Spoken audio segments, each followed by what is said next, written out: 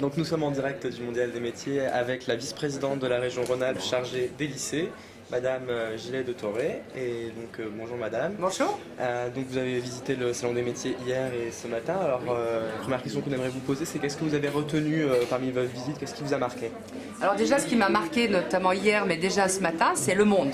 Donc déjà, beaucoup de jeunes, de moins jeunes aussi, parce qu'il n'y a pas que des jeunes, mais c'est vrai, beaucoup de jeunes qui viennent. Et ça, j'ai trouvé ça particulièrement intéressant parce que c'est des jeunes qui viennent se renseigner, qui viennent écouter et qui viennent voir aussi ce que sont les métiers. Toucher aussi et discuter avec les professionnels. Donc ça, c'est un point qui me semble vraiment intéressant.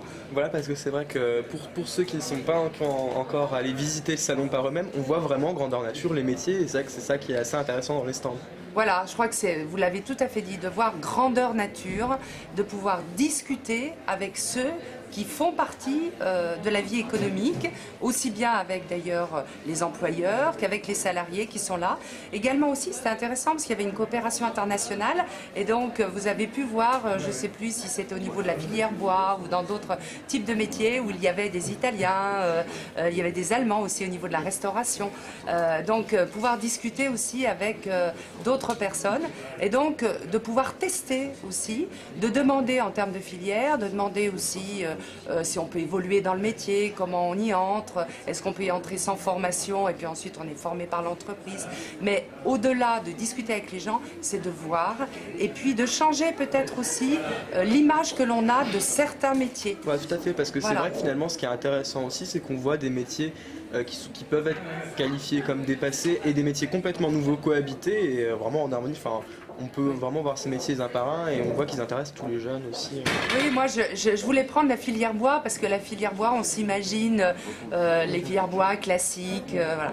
Et aujourd'hui, la filière bois, je pense que les jeunes sont particulièrement intéressés par le développement durable. Tous les métiers liés au bois, tous les métiers liés au développement durable sont ici présents.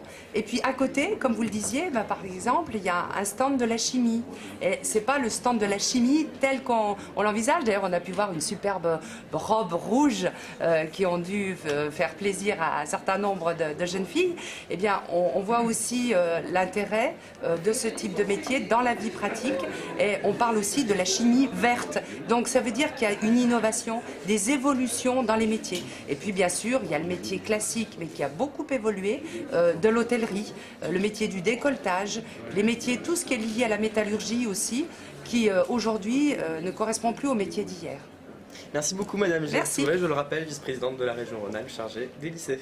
Merci.